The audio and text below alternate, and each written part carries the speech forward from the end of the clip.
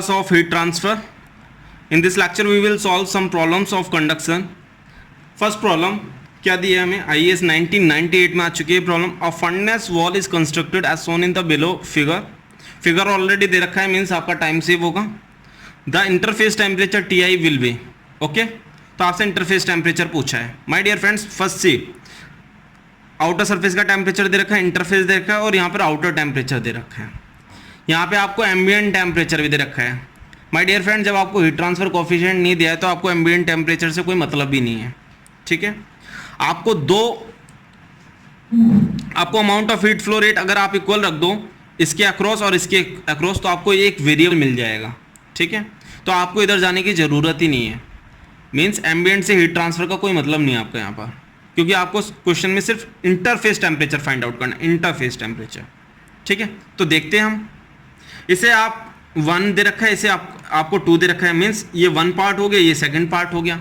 Amount of heat flow rate will be equal, तो मैंने ये क्यू को हम जानते हैं delta T upon thermal resistance लिख सकते हैं. Okay, delta T upon thermal resistance. ये 1 पार्ट का हो गया, ये 2 पार्ट का हो गया. 1 क्या क्रॉस करते हैं, 1000 माइनस TI. देखिए temperature is decreasing, already TI is given below here, तो 1000 से कम होगा और यहाँ 120 डिग्री सेंटीग्रेड दे रखा है. Heat transfer always takes place in the direction of decreasing temperature gradient my dear. See thermal resistance क्या लिख सकते हैं हम, x अपॉन के लिख सकते हैं. x एयर इज 0.3, के एयर इज 3. एरिया अपने आप इस write A for the area. Okay, now see here TI minus 120 thermal resistance x upon KA. आपको इस जो ये ब्लैक डॉट ये स्ट्रिप्स दिख रही है, आपको ये सीथ दिख रही है, सीथ SHEATH, इसकी आपको डिटेल्स नहीं दे रखी है, तो हम इसे नेग्लिजिबल कंसीडर करेंगे. बट आपको जो ये आउटर सरफेस से टेम्परेचर 120 दे रखा है, ये समझ लीजिए आप इस पार्ट 2 के आउटर सरफेस पर ही है. ठीक है, तो आपको ये 120 जस्ट यहाँ कंसिडर करना है, या इस पार्ट को आप नेग्लिजिबल कर दीजिए. आपको डिटेल्स नहीं दे रखी है, मीन्स आपको थर्मल कंडक्टिविटी भी नहीं दे रखी है और ना आपको एरिया दे रखा है, ना आपको थर्मल कंडक्टिविटी दे रखी है, ना आपको थिकनेस दे रखी है. और अगर इस पार्ट को ऐसे शो कर रहा है क्रॉस पॉइंट से, तो आप ये भी सोच सकते हो कि ये इसी का पार्ट है और ये यहाँ पर क्रॉस सेक्शन दिखाया है. इसका क्रॉस सेक्शन मीन्स आपको काट के दिखाया है. समझ रहे हो आप? अगर ये सपोज सर्कुलर पार्ट होता और बीच में से काट दूं, और मैं इसे सर्कुलर पार्ट है कोई और मैं इसे बीच में से काट दूं, ये सर्कुलर, और इसे स्प्रेड कर दूं, तो जो स्प्रेड करने पे उसकी थिकनेस वाला पार्ट दिखेगा वो है, और इसे हम नेग्लिजिबल कंसीडर कर रहे हैं यहाँ पर. ठीक है, तो माय डियर फ्रेंड्स देखते हैं हम इसे सॉल्व करते हैं कितना आंसर आता है. यहाँ पर A से A कैंसिल हो जाएगा, 3 से ये 0.1 बचेगा, ये 1 रह जाएगा. ठीक है, तो आपको क्या मिला, 1000 माइनस TI, इसकी क्रॉस मल्टीप्लिकेशन कर देते 0.1 TI माइनस 12 को लेफ्ट हैंड साइड ले आते हैं, 1012 इसे राइट हैंड साइड ले आते हैं, 1.1 TI is equal to 1012 upon 1.1. Point हटा दीजिए आप, तो ये कितना होगा आपका 11 9 जा 99, 11 2 जा 20. Interface temperature is 920 degree Celsius my dear friends. Now see the option which one is correct. Answer C is correct. Answer C is correct. Okay, you got it. Now move on to next problem. Dear friend, IAS 2004 की problem है. Problem number 2. A composite wall is made of 2 layers of thickness.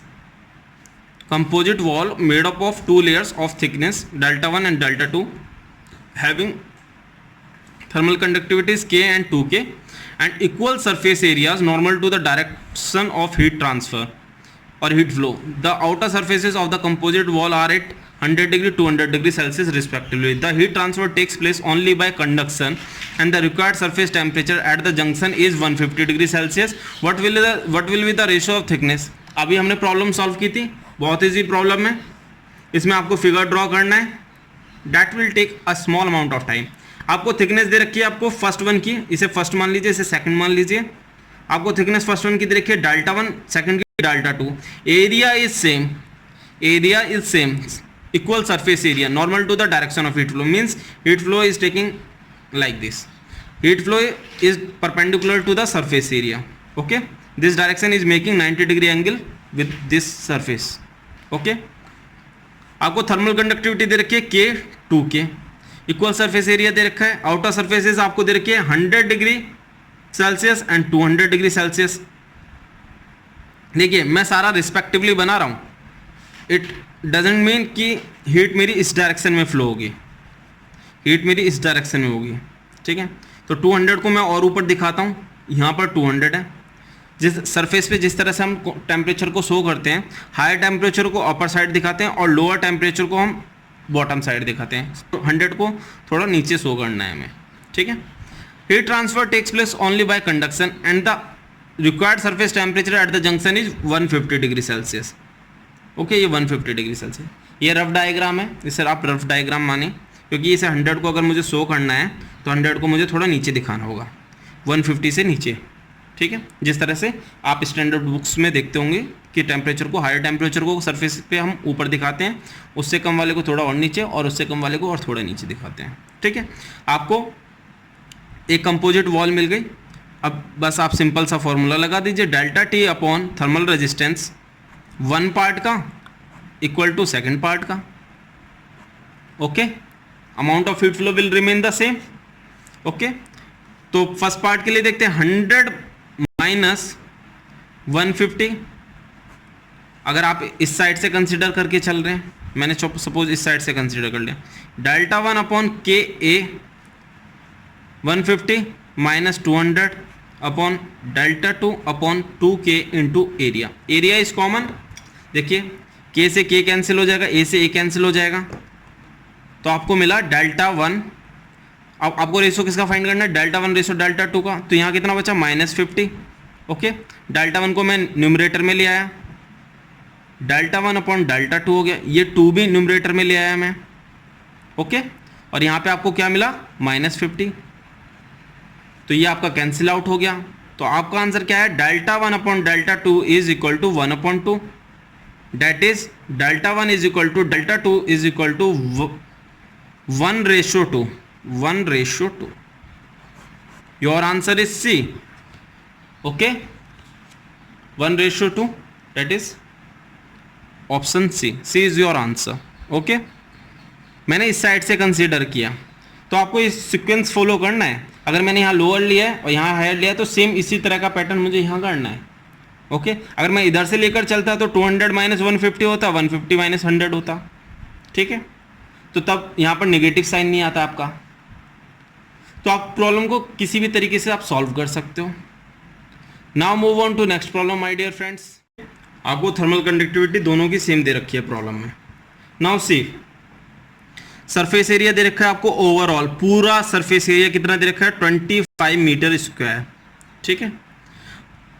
Ambient temperature आपको T infinity कितना दे रखा है, 32 degree Celsius, okay. और आपको कितने पे मेंटेन करना है, -10 डिग्री सेल्सियस पे, ठीक है। आपको capacity of refrigerated vans in tons of refrigeration, capacity का मतलब क्या है, कितनी अमाउंट ऑफ हीट इसमें से रिजेक्ट करनी पड़ रही होगी -10 डिग्री सेल्सियस टेम्परेचर अंदर मेंटेन करने के लिए, ओके। तो देखते हैं हीट फ्लो कैसे हो रहा होगा, higher temperature to lower temperature, जो हमें ये एम्बिएंट टेम्परेचर दे रखा है वही टेम्परेचर हमने आउटर सरफेस का कंसीडर कर लिया, ठीक है, आउटर सरफेस का कंसीडर कर लिया। अब देखते हैं हम Q इज इक्वल टू हमारा क्या होता है, delta T upon thermal resistance होता है। डेल्टा टी हमारा कितना हो गया यहाँ पे, 32 minus -10 divided by x upon के R1 प्लस R2 कर सकते हैं। दो रेजिस्टेंस होंगे, एक प्लाईवुड का होगा, एक ग्लास वर्क का होगा। ये ग्लास वर्क नहीं होगा, ये ग्लास वुल होगी, ये ग्लास वुल होगी, ठीक है, ग्लास वुल। तो ये हो गया आपका 32 plus 10 that is equal to 42। R1 here is x कितनी है, thickness 16 mm, I am taking it in metre. x upon thermal conductivity K, area here is 25 plus X कितना है 0.012 upon K thermal conductivity 0.06, area is 25।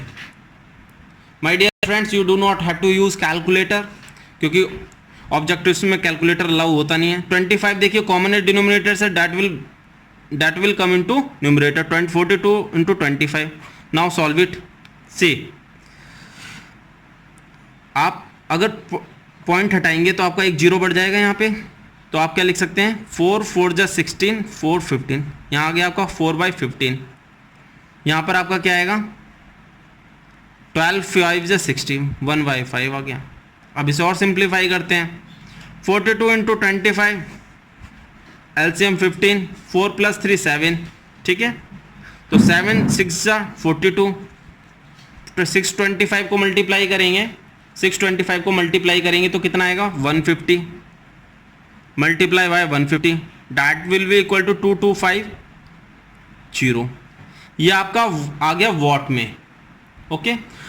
और आपको ton में निकालना है, unit is very important, तो आपको आरईसी का थोड़ा ज्ञान होना चाहिए। आपका हीट निकल के आया 2250 वॉट।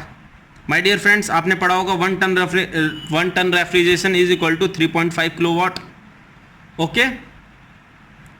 और you can say Q is equal to 2250 को 2.25 किलोवाट कर देंगे। इसे टन रेफ्रिजरेशन में लाने के लिए 2.25 को 3.5 से डिवाइड कर देंगे, you will get in ton of refrigeration. Now divided, decimal point हटाते हैं, ये हो गया 5 7 जा 35, 5 4 जा 20, 5 5 जा, ठीक है। अभी ये किससे चला जाएगा 5 से चला जाएगा, 5 9 जा 45, 5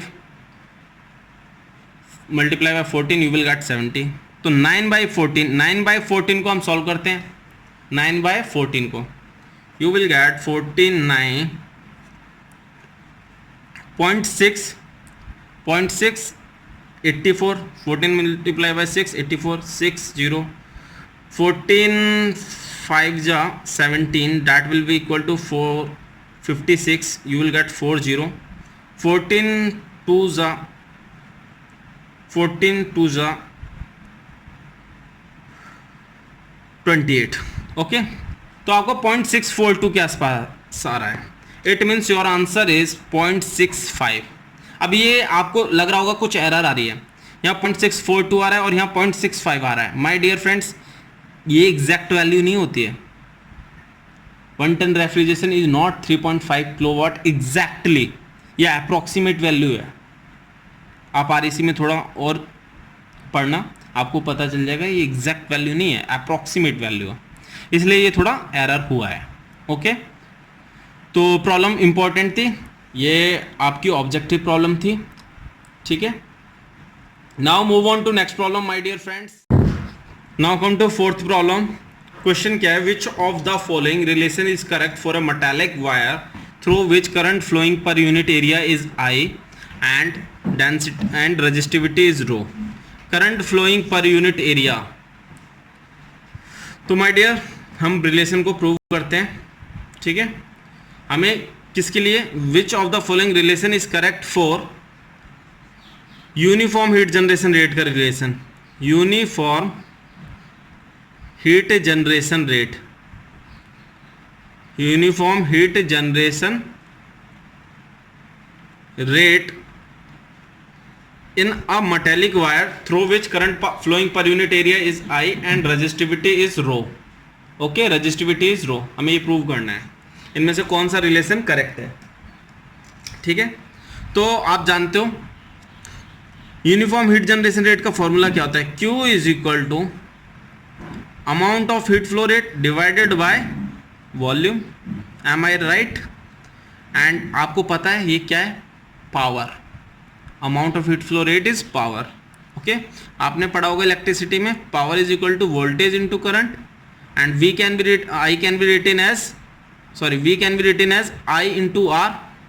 तो ये कितना हो गया I square R, okay. Power आपका कितना हो गया I स्क्वायर आर।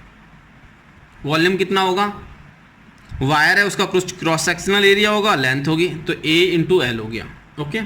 आपने रेजिस्टेंस का फॉर्मूला पढ़ा होगा, resistance is equal to rho into L upon A for a metallic wire. L is the length of wire and A is the cross sectional area of the wire and rho is the resistivity. Okay, तो हम यहाँ से आई square upon ए into L लिख रहे हैं. Are को मैं क्या लिख सकता हूँ, rho into L upon A लिख सकता हूँ. तो माय डियर फ्रेंड, एल से एल कैंसिल हो गया. यहाँ मुझे क्या मिला, rho into I upon A. Okay, rho into I upon A का whole square and I upon A can be written as I. Current flowing per unit area. तो answer क्या हुआ आपका, यूनिफॉर्म हीट जनरेशन रेट का Q dot is equal to rho into I square. That is option B. This is your answer. This is your answer. Now move on to next problem my dear friends. Now come to problem number 5th. Date 2003 की problem है. क्या problem है देखिए. Heat is being transferred by convection from water at 48 degrees Celsius to a glass plate. इसमें convection भी involved है my dear friends. convection. Conduction में क्यों प्रॉब्लम सॉल्व करा रहा हूँ, क्योंकि कंडक्शन भी इन्वॉल्व है. ठीक है, तो कंडक्शन कन्वेक्शन की मिक्स प्रॉब्लम है ये. Whose surface that is exposed to water is at 40 degree Celsius. Means आपको ग्लास प्लेट दे रखी है जिसका टेम्परेचर 40 डिग्री सेल्सियस है, उसके ऊपर वाटर है जिसका टेम्परेचर 48 है. This is a glass plate in the figure. Bottom वाला ग्लास प्लेट है, ऊपर वाला वाटर है. तो वाटर का टेम्परेचर आपको 48 दे रखा है, ग्लास प्लेट का 40 डिग्री सेल्सियस दे रखा है. Obviously it is getting transferred from water to glass. Okay, thermal conductivity of water दे रखा है आपको, थर्मल कंडक्टिविटी ऑफ ग्लास दे रखा है. ठीक है, spatial gradient of temperature in the water at the water glass interface दे रखा है आपको, delta T upon delta y. किसकी दे रखी है आपको, वाटर की, इन द वाटर. ठीक है, तो माय डियर फ्रेंड्स पहले हम क्या लिखते हैं, जो हमें दे रखा है वो लिखेंगे. बिफोर दैट क्या फाइंड करना है इसमें, the value of temperature gradient in the glass eight the water glass interface in kelvin per metre हमें फाइंड आउट करना है. तो माय डियर फ्रेंड्स फर्स्ट हमें क्या दे रखा है वो नोट डाउन करते हैं. After that we will solve the problem. तो देखिए आपको क्या दे रखा है यहाँ पर, वाटर ग्लास का टेम्परेचर आपको कितना दे रखा है, वाटर का आपको दे रखा है 48 डिग्री सेल्सियस. ओके, ग्लास का आपको कितना दे रखा है 40 degree Celsius. Thermal conductivity water की कितनी दे रखी है 0.6 watt per metre kelvin. Unit is very important. May be while solving the problem, objective problem आप यूनिट्स नहीं लिखे, बट यूनिट्स को पढ़ना बहुत इंपॉर्टेंट है. अगर आपने यूनिट को नहीं पढ़ा तो आपकी पूरे एग्जाम में कम से कम 2 to 3 प्रॉब्लम्स को गलत 100% होनी है, क्योंकि यूनिट में भी कंसेप्ट छुपा होता है. थर्मल कंडक्टिविटी आपको ग्लास की कितनी दे रखी है 1.2 watt per metre kelvin my dear friends. Okay, apart from this क्या दे रखा है आपको, spatial gradient of temperature in the water at the water glass interface delta dt upon dy. dt upon dy दे रखा है आपको, और किस में दे रखा है आपको, वाटर में दे रखा है. कितना दे रखा है 1 × 10⁴ केल्विन पर मीटर. और आपसे पूछा किसका है, आपसे पूछा क्या है, आपसे पूछा है my dear friends dt upon dy in the glass. और कहाँ पूछा है, at the water glass interface. My dear friends आपको मैं बता दूं, suppose this is a plate, this is a plate, और इस पर फ्लूइड फ्लो कर रहा है, ऐसे फ्लूइड फ्लो कर रहा है. फ्लूइड को मैं ब्लू से दिखा रहा हूँ क्योंकि यहाँ फ्लूइड मेरा वाटर है. ठीक है, ये वाटर फ्लो कर रहा है, वाटर फ्लो. तो माय डियर फ्रेंड जो फर्स्ट लेयर ऑफ वाटर होगी, first layer of water which is directly in contact with the glass, ये इसकी वेलोसिटी 0 होगी. क्यों, due to no slip condition, due to no slip condition, no slip condition. इसकी वजह से क्या होगा, वेलोसिटी 0 होगी लेयर की. ठीक है, तो स्टैग्नेंट लेयर हो गई, वेलोसिटी 0 हो गई, मतलब स्टैटिक लेयर हो गई आपकी. तो इसमें भी हीट कैसे ट्रांसफर हो रही है, यहां से कंडक्शन के through my dear friends, conduction के थ्रू. पहले इस लेयर में कंडक्शन हुआ, फिर इसमें कंडक्शन हुआ. तो आप क्या बोल सकते हो कि जो कन्वेक्शन है, convection is a combination of conduction plus advection. Advection means bulk displacement of fluid. Fluid is moving like this over the plate, but here temperature of fluid is more than temperature of plate, glass plate. Okay, so heat is getting transformed from fluid to glass plate. Okay, तो conduction यहां हो रहा है और यहां पर हो रहा है. तो माय डियर फ्रेंड्स, जितनी अमाउंट ऑफ हीट यहाँ से फर्स्ट लेयर में ट्रांसफर होगी उतनी ही amount of heat glass plate से ट्रांसफर होगी। Means amount of heat transferred by conduction in the first layer is equal to amount of heat transferred in the glass by conduction. तो हम ये लिख सकते हैं Q water is equal to Q conduction, Q glass, ठीक है, ये लिख सकता हूं मैं। और क्या है ये? कंडक्शन का, ठीक है, कंडक्शन। तो माय डियर फ्रेंड्स, आपको कंडक्शन का फॉर्मूला पता है, क्या होता है? Minus k A delta T upon delta y. ये हो रहा है मेरा वाटर में और ये हो रहा है मेरा ग्लास में। ग्लास को मैं जी से रिप्रेजेंट कर रहा हूं, ठीक है, समझ गए? अब देखिए, आपको थर्मल कंडक्टिविटी वाटर की कितनी दे रखी है? आपको 0.6 दे रखी है। एरिया इज कॉमन, जितना प्लेट का है उसके ऊपर एक्सपोज एरिया उतना वाटर लेयर का होगा, ठीक है, तो area will be cancelled out. Delta T upon delta Y for water आपको दे रखी है, कितनी दे रखी है? 1 × 10⁴। Minus sign will also cancelled out, दोनों साइड कॉमन है, ओके। तो आपको क्या मिल गया यहाँ पर? थर्मल कंडक्टिविटी ग्लास की भी दे रखी है आपको, कितनी दे रखी है आपको ग्लास की? 1.2, okay. Delta T upon delta Y for glass. Here you got delta T upon delta Y for glass. देखिए 6 2 = 12, ठीक है, इतना होगा। और 1 को आप 2 से डिवाइड करेंगे, you will get here 0.5 × 10⁴। My dear, unit is very important, किसमें? केल्विन पर मीटर में। तो आपका आंसर क्या हुआ? This one, your answer is C, okay. आपको प्रॉब्लम समझ में आ गई होगी। कंडक्शन की प्रॉब्लम है, प्योरली कंडक्शन है, लेकिन यहाँ फ्लूइड में क्या है? ऊपर एडवेक्शन होता है और फर्स्ट लेयर में कंडक्शन होता है, ठीक है। आप कह सकते हो convection is a combination of conduction as well as conduction and advection. Advection is bulk displacement और मैक्रोस्कोपिक डिस्प्लेसमेंट ऑफ फ्लूइड, ठीक है। तो आपको ये होपफुली, आई होप आपको ये प्रॉब्लम समझ में आ गई होगी। गेट 2003 की प्रॉब्लम थी। इसका दूसरा पार्ट भी इसी प्रॉब्लम का, मैं उस पर आता हूँ। दूसरा प्रॉब्लम का part. Now come to next part of this problem. GATE 2003 की प्रॉब्लम है, इसमें हीट ट्रांसफर कोफिशिएंट पूछा है आपसे। हीट ट्रांसफर कोफिशिएंट एसोसिएटेड होता है आपका हीट ट्रांसफर कन्वेक्शन से, ठीक है, कन्वेक्शन मोड से। तो हम जानते हैं फॉर्मूला, जनरल इक्वेशन क्या होती है? Q = HA डेल्टा टी, ये आपने पढ़ा होगा। Heat transfer coefficient, exposed area और टेम्परेचर डिफरेंस, ओके। आपको हीट ट्रांसफर कोफिशिएंट फाइंड करना है। H = Q/A delta T. तो मैंने बताया था आपको, एक प्लेट दे रखी है, उसके आप ऊपर फ्लूइड फ्लो कर रहा है, ठीक है। ये जो फ्लूइड की फर्स्ट लेयर है, फ्लूइड की जो फर्स्ट लेयर है, यहां पर हीट ट्रांसफर कोफिशिएंट पूछा गया है, ठीक है। तो फर्स्ट लेयर में कंडक्शन हो रहा है, तो जो ये अमाउंट ऑफ हीट ट्रांसफर हो रही है कन्वेक्शन के through, that will be equal to the amount of heat getting conducted through the first layer. तो हम इसे क्या लिख सकते हैं? Q को -KA delta T upon delta Y at y = 0। और ये किस में है? ये किस में है? ये है वाटर में, ठीक है। तो W means thermal conductivity is also W, exposed area also water, and delta T upon delta Y of water at y = 0, okay. And area, this area is also the exposed area, and delta T is the temperature difference of air, glass as well as water, okay, Tg - Tw लिख दिया। अब इसे W की form में लिख लेते हैं, KWA delta T upon delta Y of W at y = 0 upon A into Tg - Tw। Tw here is water, G stands for glass, A से A कैंसिल।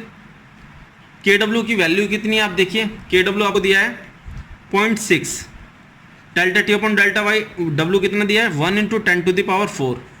TG कितना है आपका? 40। TW कितना है आपका? 48 डिग्री सेल्सियस, ओके। तो values put on करते हैं। Now solve it. you will get minus 0.6 into 10 to the power 4 minus 8. Okay, minus से माइनस आपका कैंसिल हो गया. सॉल्व करते हैं. 6000 डिवाइडेड बाय 8, मल्टीप्लाई कर लीजिए आप, वो डिवाइड कर दीजिए. 8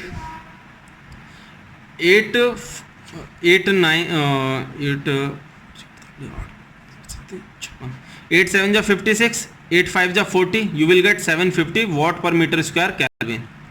This is your answer. Okay, 750 watt per meter square Kelvin. Means option D is the correct answer.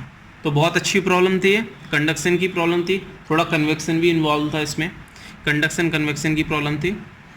Beautiful concept था. 2 पार्ट में प्रॉब्लम पूछी गई थी. 4 मार्क्स का क्वेश्चन था, 2 + 2 मार्क्स का. तो ऐसी अच्छी अच्छी प्रॉब्लम्स और भी हम सॉल्व करने वाले हैं आगे की क्लासेस में. Now move on to next problem my dear. Temperature drop maximum होगा, ये हमसे पूछ रहा है. तो my dear friends, thermal conductivity is inversely proportional to temperature gradient delta dt upon dx. ये आपको मैंने बताया है. Thermal conductivity is inversely proportional to temperature gradient, और you can say thermal conductivity is inversely proportional to resistance. More resistance more temperature drop. Means जिसकी thermal conductivity minimum होगी, या तो रेजिस्टेंस बढ़ेगा तो थर्मल कंडक्टिविटी कम हो जाए, सॉरी थर्मल कंडक्टिविटी अगर हमारी कम होगी तो रेजिस्टेंस ज़्यादा हो जाएगा, टेम्परेचर ड्रॉप मैक्सिमम होगा. तो आपको यहाँ पर थर्मल कंडक्टिविटी सबसे कम देखनी है किसकी होती है. थर्मल कंडक्टिविटी ग्लास वूल की सबसे कम होती है. ठीक है, आप इसकी वैल्यू देख लेना. इसकी वैल्यू होती है अराउंड 0.4 के आसपास होती है, और इसकी रिफ्रैक्टिविटी 1.2 के आसपास होती है. एक बार मैं वैल्यूज़ कंफर्म कर देता हूँ आपको.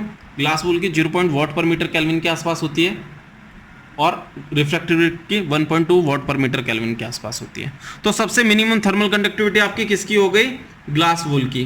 कॉपर की आपको पता है 385 होती है, स्टील की आपको पता है 43 के आसपास होती है. इसकी 43 के आसपास होती है, इसकी 385 के आसपास होती है. ठीक है, तो your correct answer is C. Okay, now move on to next problem my dear friends. Question number 7 GATE 2005 की प्रॉब्लम है. क्वेश्चन क्या है? First we read the question. In case of one dimensional heat conduction in a medium with constant properties, T is the temperature at position X at time T, then delta T upon delta T is proportional to. My dear friends, generalise conduction heat equation आपको पता है, del two T upon del X square plus Q dot upon K is equal to 1 upon alpha delta T upon delta T. इसमें कहीं heat generation की बात नहीं हो रही है, जीरो कर दिया. ओके, प्रॉपर्टीज कांस्टेंट है. माय डियर फ्रेंड, ये रिलेशन तब आता है जब हमारी थर्मल कंडक्टिविटी कांस्टेंट हो. ठीक है, थर्मल कंडक्टिविटी कांस्टेंट है. जब K बाहर निकल कर आया तब हमें यहाँ पर alpha is equal to 1 upon alpha is equal to rho CP upon K मिला है. तो always remember this relation is for thermal conductivity is equal to constant. ठीक है, तो यहाँ से आपका क्या निकल कर आया? Delta T upon delta T is proportional to, इसे मैं लिखता हूँ delta T upon delta T is proportional to, ये अल्फा इधर चला गया, alpha into del two T upon del X square. ठीक है, आप इसे कांस्टेंट कंसीडर कर लीजिए. तो ये आपका delta T upon delta T is proportional to del two T upon del X square. Okay, D is the right answer of this question my dear friends. Now move on to next problem. Beautiful problem. GATE production and instruments, production and industrial engineering की problem है. GATE 2005 की problem है, बहुत important problem. Only 1 marks की problem थी. अब देख लीजिए आपको इस प्रॉब्लम को पढ़ने में कितना टाइम लगेगा, समझने में कितना टाइम लगेगा, और 1 मार्क्स की प्रॉब्लम है. ठीक है, a well machined steel plate of thickness L is kept such that wall temperature are TH and TC as seen in the figure below. ये फिगर दे रखा है, स्टील प्लेट दे रखी है, इसकी थिकनेस L दे रखी है, वन साइड टेम्परेचर TH दे रखा है, अनदर साइड टेम्परेचर TC दे रखा है, और heat flow rate is Q1. A smooth copper plate of same thickness L is now attached to the steel plate without any gap as indicated in the figure.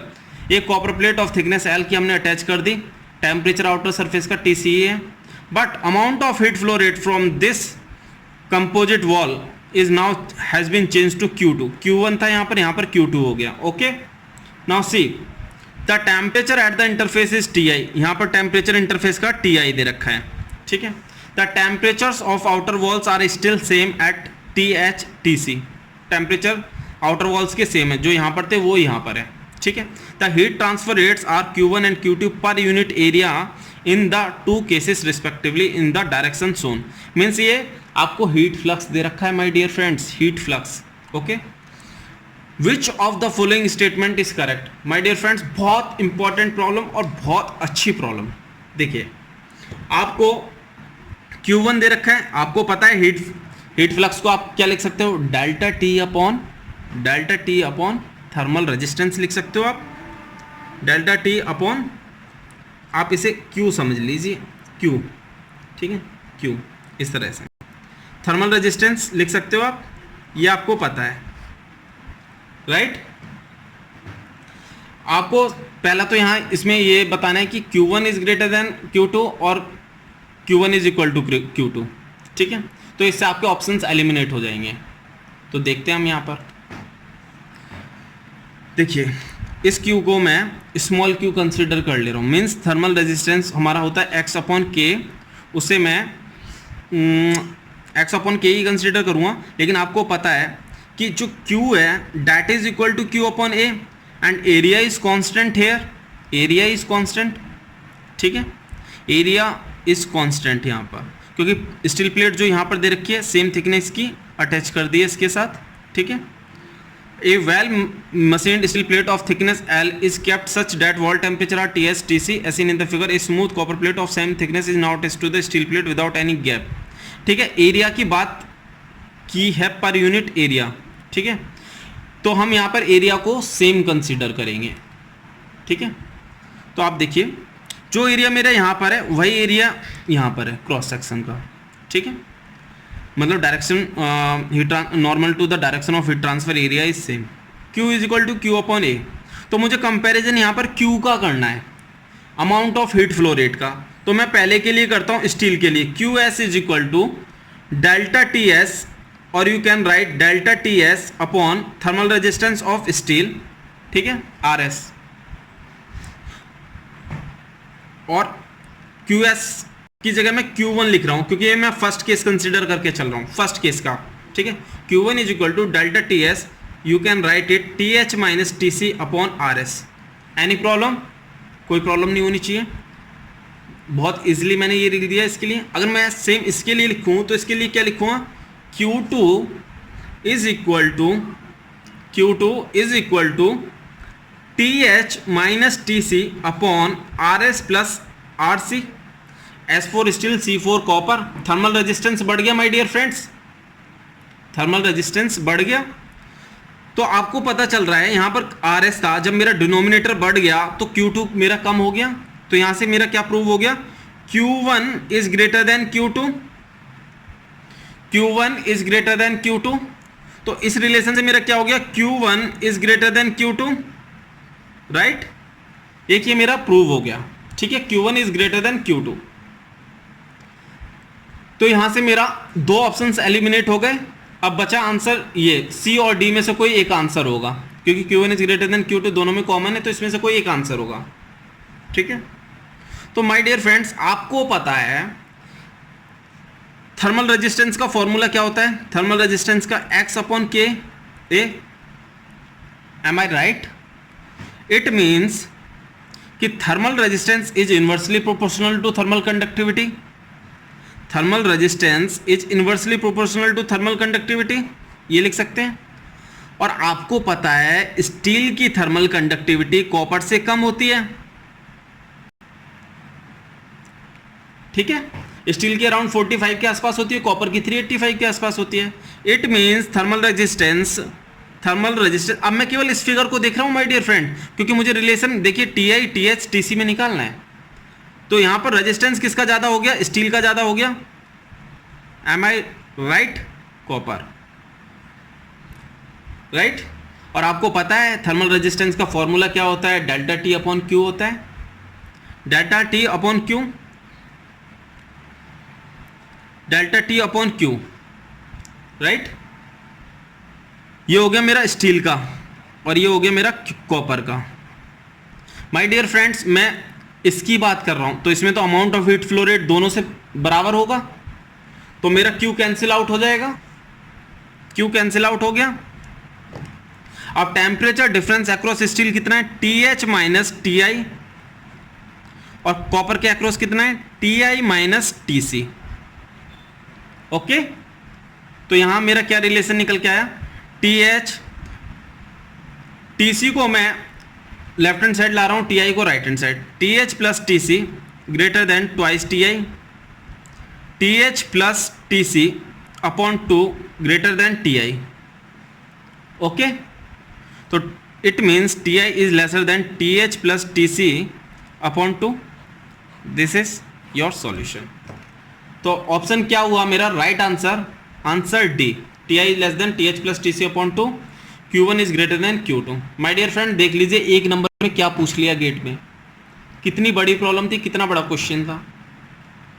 तो my dear friends, concept must be very clear, कहाँ क्या लगाना है, कहाँ से क्या आपका conclusion निकलेगा।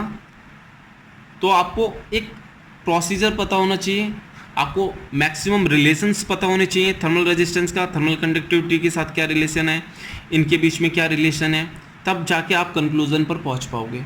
Okay, now move on to next problem my dear friends. Now come to problem number 9, GATE 2006 की प्रॉब्लम है। क्या है, in a composite slab the temperature at the interface TI inter between two materials is equal to average of the temperature at the two ends assuming steady one dimensional heat conduction, which of the following statements is true about the respective thermal conductivities।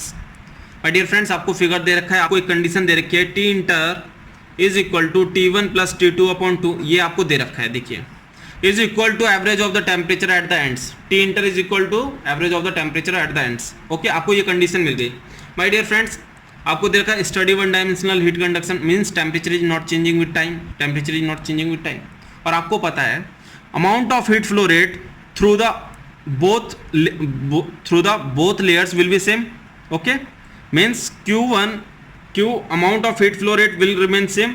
We can write delta T upon thermal resistance of one part is equal to delta T upon R thermal resistance part 2। लिख सकता हूँ temperature difference across one part T1 minus T inter, thermal resistance X upon KA। Okay, thermal conductivity is K1 here, T inter minus,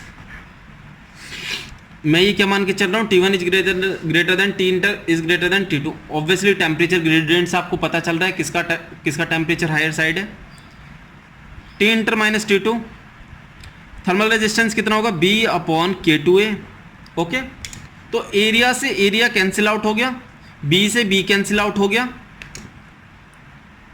आपका K1 numerator में चला जाएगा और 2 इधर numerator में चला जाएगा। K1 times of T1 minus T inter 2 times of K2 T inter minus T2। Okay, और K1 is equal to twice K2 into T inter minus T2। Okay, तो अब आपको देखना है कि हम क्या लिख सकते हैं। देखिए, आपको ये रिलेशन दे रखा था, इसकी वैल्यू रखेंगे, आपको टाइम बहुत ज़्यादा लगेगा, तो आप क्या करिए, 2T इंटर लिख सकते हो, T1 प्लस T2 लिख सकते हो, 2T इंटर को आप T इंटर लिख लीजिए is equal to T1 plus T2 हो गया। एक T1 को इधर ले आइए, एक T इंटर को इस साइड ले जाइए, यहाँ इस तरह का बना लीजिए, ये हो गया T1 minus T inter is equal to T inter minus T2। इस रिलेशन से मैंने ये प्रूव कर दिया, तो मेरा ये टर्म कैंसिल आउट होगी ब्रैकेट वाली, और मेरा आंसर क्या हुआ, K1 is equal to twice K2, that is my final answer. तो answer D is the final answer of this question. My dear friends, आप समझ गए होंगे। ठीक है, now move on to next problem my dear friends. My dear friend, देखिए GATE 2013 की problem है, 1 मार्क्स की प्रॉब्लम थी। What a beautiful problem. Read the question. Consider one dimensional steady state heat conduction without heat generation in a plane wall with boundary conditions as shown in the figure below. Conductivity of the wall is given by K is equal to K naught plus BT, where K naught and KB are positive constant, K naught B are positive constant, और thermal conductivity की value क्या होती है, positive. तो temperature आपका ये भी positive होगा, तब जाके थर्मल कंडक्टिविटी की वैल्यू पॉजिटिव हो पाएगी। ठीक है, and T is temperature. Okay, as x increases the state temperature gradient dt upon dx will be. अब आपको फाइंड करना है क्या होगा, ठीक है। आपको यहाँ पर दिखा रहा है T2 is greater then T1, figure में यही बता रहा है, ओके। बट हमारा क्या हो, यूनिफॉर्म थर्मल कंडक्टिविटी के केस में होता था कि अगर यूनिफॉर्म थर्मल कंडक्टिविटी हमने जस्ट ऐसे ड्रॉ कर लिया, राइट, लीनियर केस बना लेते थे स्टडी स्टेट में। बट यहाँ पर वेरिएबल थर्मल कंडक्टिविटी के इक्वल टू के नॉट प्लस बी टी दी है, तो मैं ये कह नहीं सकता, तो प्रूव करते हैं। आपको पता है ये जो इक्वेशन होती थी D two T upon D X square is equal to zero without heat generation and for steady state, ये कंडीशन तब होती थी जब मेरी थर्मल कंडक्टिविटी कांस्टेंट होती थी। ये केस तब होता था जब थर्मल कंडक्टिविटी मेरी कांस्टेंट होती थी, ओके। तो अगर थर्मल कंडक्टिविटी कांस्टेंट नहीं है तो क्या रिलेशन होता है, रिलेशन होता है d upon D x minus के D T upon D x is equal to zero. My dear friend, आपने जनरलाइज हीट कंडक्शन इक्वेशन जब प्रूव किया होगा तो उसमें आपने देखा होगा कि जो रिलेशन आता है आपका, मैं आपको दिखाता हूँ। जनरलाइज हीट कंडक्शन इक्वेशन में आपने ये स्लैब ली होगी, एक डिफरेंशियल एलिमेंट लिया होगा, ठीक है। ये डिफरेंशियल एलिमेंट ले लिया जिसकी आपने थिकनेस dx मान ली थी, ठीक है।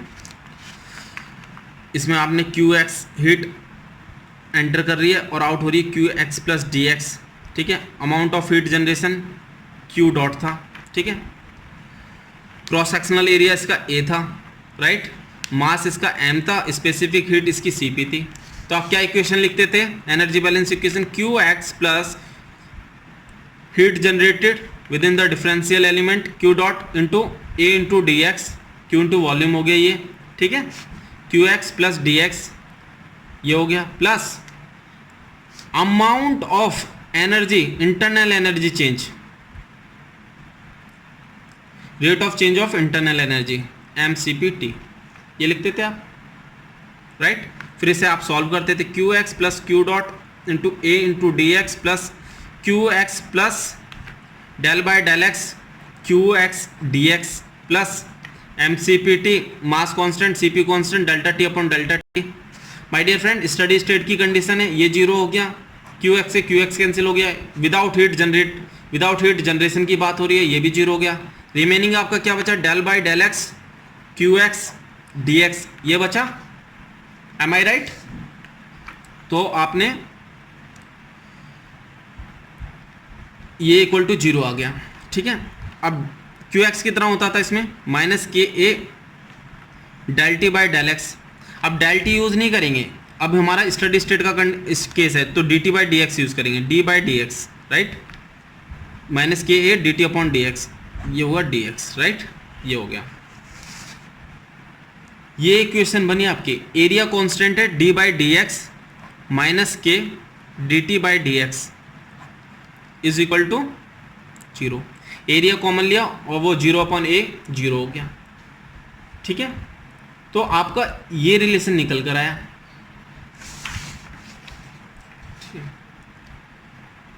तो अब मूव ऑन करते हैं, ये आ गया हमारा, ठीक है। अब इंटीग्रेट करते हैं, बोथ साइड इंटीग्रेट करेंगे तो हमें क्या मिलेगा, माइनस के D T upon D x is equal to C one, एक कॉन्स्टेंट मिल गया हमें, राइट, एम आई राइट। लेकिन मैं के को क्या किया, पहले ही मैंने के बाहर ले लिया और ये जीरो में चला गया, तो ये पॉजिटिव कर दिया। अब के की वैल्यू हमें क्या दे रखी है, K not plus B T दे रखी है, तो के को मैंने लिखा K not plus B T D T upon D x is equal to C one, okay. D X मेरा राइट हैंड साइड चला गया, के not plus B T D T is equal to C one D X, okay. Integrate करते हैं दोनों side, तो ये हो गया के not T plus B t square upon two C one x plus c two, ये हो गया के not T plus B t square upon two plus c one is equal to C one x plus c two. ये relation निकल कर आ गया, okay. My dear friend, जो आपको क्वेश्चन दे रखा है इसमें मैंने मान लिया ये पूरी लेंथ एल है, मीन्स ये x is equal to zero हो गया, ये x is equal to l हो गया। नीचे स्पेस नहीं था इसलिए मैंने ऊपर मान लिया, ठीक है। अब इसमें हम कंडीशन लगाएंगे, बाउंड्री कंडीशंस। पहली boundary condition, at x is equal to 0 t is equal to t1। आप देख सकते हैं x इज इक्वल टू 0 पर t is equal to t1 है मेरा, ठीक है। इसे मैं पुट ऑन करता हूँ, k naught t1 plus b t1 square upon 2 c1 into 0 plus c2, ये हो गया। अब दूसरी कंडीशन लेता हूँ, at x is equal to l t is equal to t2, तो ये हो गया k naught into t2 plus B t square upon 2 is equal to c1 into l plus c2 हो गया, राइट। ये इक्वेशन फर्स्ट मान लीजिए, ये इक्वेशन सेकंड मान लीजिए, okay.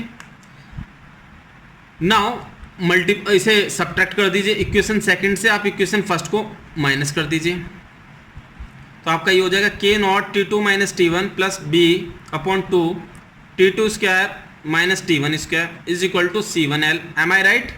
c2 will be cancelled out, you will get c1 is equal to k naught t2 minus t1 plus b by 2 t2 square minus t1 square upon l। मिल गया। c1 की आपको value पता है, c1 कितना था आपका, c1 था ये देखिए, तो मैं यहाँ रखता हूँ k naught plus B T D T upon D x is equal to, ये रख दिया k naught t2 minus t1 plus b by 2 t2 square minus t1 square upon l, right. k naught plus B t को मैं नीचे ले आऊँगा, d T upon D x k naught t2 minus t1 plus b upon 2 t2 square minus t1 square upon l into k naught plus B t. My dear friends, now see individual term. देखिए ये positive है because t2 is greater then t1, ये positive term हो गई, ये भी positive term हो गई। Thermal conductivity is also positive, ठीक है। L मैंने क्या लेंथ मानी, ये आपको पता है क्वेश्चन में, ये मानी। तो d T upon D x क्या हो गया, इनवर्सली प्रोपोर्शनल टू लेंथ हो गया, इसे आप कांस्टेंट कंसीडर कर लीजिए। D T upon D x is inversely proportional to L, inversely proportional to L हो गया। माय डियर फ्रेंड्स, अगर लेंथ बढ़ेगी तो d T upon D x क्या होगा, डिक्रीज करेगा। तो हमने यहाँ क्या प्रूव कर दिया, as x increases the state temperature gradient d T upon D x will decrease. My dear friends, 1 marks का क्वेश्चन था ये।